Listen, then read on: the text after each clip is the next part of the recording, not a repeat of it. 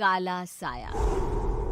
यूं तो बनारस घाट अपनी खूबसूरती के लिए बहुत प्रचलित है, पर घाट के किनारे कई राज लिए बैठे हैं। ये कहानी शुरू होती है बनारस के घाट के पास बने ममता निवास से, जहां प्रिया लाल जोड़े में ममता के घर उसकी बहू बनकर आती है। आओ आओ बहू, घर को अपने पैरों से पवित्र करो। ममता घर की दहलीज पार कर ही रही होती है कि अचानक एक बहुत गंदी सी बास पूरे घर में फैल जाती है।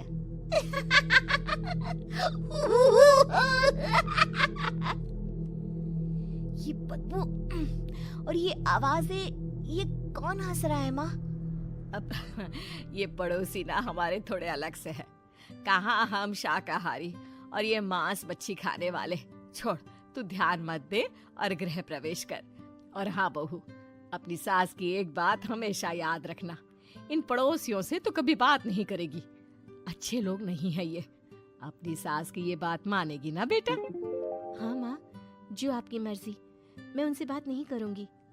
अगले दिन प्रिया अपनी पहली रसोई बनाने रसोई घर में जाती है। ये छोकी बात तो नाक में जा रही है।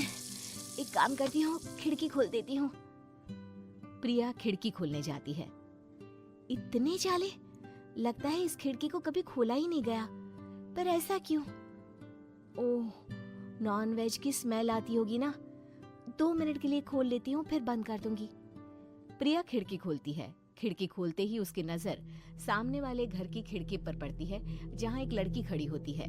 हाथों में मेहंदी, लाल रंग की साड़ी, बिल्कुल सजी धजी, मानो प्रिया की तरह ही वो भी नई नवेली बहू हो। वो प्रिया को देखकर मुस्कुराती है। हे भगवान, माँ ने तो इनसे बात करने को मना किया था। प्रिया फौरन ही खिड़की बंद कर देती है और तवे पर चढ़े रोटी की ओर देखने लगती है, पर वहाँ रोटी न होकर मछली पड़ी होती है। ये क्या? पहली ही रसोई में इतनी बड़ी गलती। हे भगवान, अब मैं क्या करूं? प्रिया बहुत डर जाती है और फौरन रसोई की सफाई करने और फिर सभी के लिए खाना बनाने लग जाती है। जब वो सबको खाना परोसती है, सब तो ठीक है, मैं बेकार में चिंता कर रही थी। हे भगवान, ऐसे ही बस अपनी कृपा बनाए रखना। रात के वक्त जब सब सो रहे होते हैं, तब प्रिया को पायल की आवाज सुनाई देती है, जिससे उसकी आंख खुल जाती है। ये पायल की आवाज कहाँ से आ रही है? प्रिया उठकर उस आवाज के पीछे छत की सीढ़ियों तक जाती है। तभी उसे बच्चे के रोने की आवाज आती है। प्रिया छत पर जाती है तो क्या देखती है? वही लाल साड़ी वाली लड़की अपनी गोद में एक नवजात बच्चे को घुमा घुमा कर सुला रही है।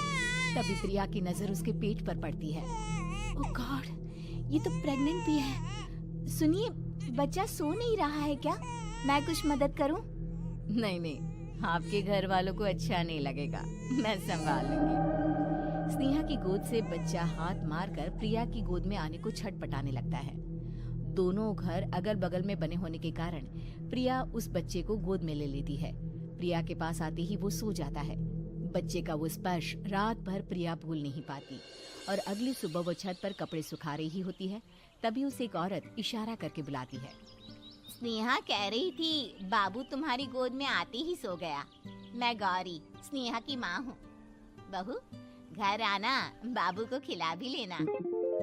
शाम को जब घर पर कोई नहीं रहता, बच्चे से मिलने के लिए प्रिया छिपकर अपनी पड़ोसन के घर चली जाती है और कुछ देर बच्चे को खिलाकर वापस लौट आती है।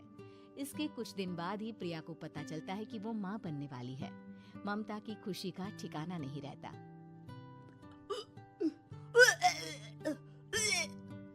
माँ जी, पता नहीं क्यों उल्टी आ रही है। प्रिया भागती हुई वॉशरूम में जाती है तो हरे और लाल रंग की उल्टी करती है। उस उल्टी में से कीड़े निकलते हैं। ये क्या? खून और ये कीड़े! माँ! माँ! प्रिया की आवाज सुनकर ममता दौड़ कर आती है, पर बेसिन में कुछ नहीं होता। प्रिया हक्की बक्की रह जाती है। ये सब क्या हो रहा है? प्रिया घबरा जाती है और अपने कमरे में जाकर सो जाती है। डर के कारण वो इतनी थक जाती है कि उसकी आंख लग जाती है। तब उसे ऐसा लगता है उसके पेट पर मानो कोई बैठा हुआ हो। कौन हो? प्रिया के पेट पर एक 5 महीने की बच्ची बैठी हुई थी, जो बुरी तरह जली हुई थी। माँ, तुम ही मुझे लाई ना अपने पेट में। मैं तुम्हारी माँ नहीं हूँ। कौन हो तुम? माँ, देखो मैं जल गई बुरी तरह से। 6 महीने पेट में रहने को भी मुझे नहीं मिला। सहला दो ना माँ। बचाओ, बचाओ, माँ। ममता दौड़कर कमरे में आती है। प्रिया की बातें सुनकर वो सब समझ जाती है।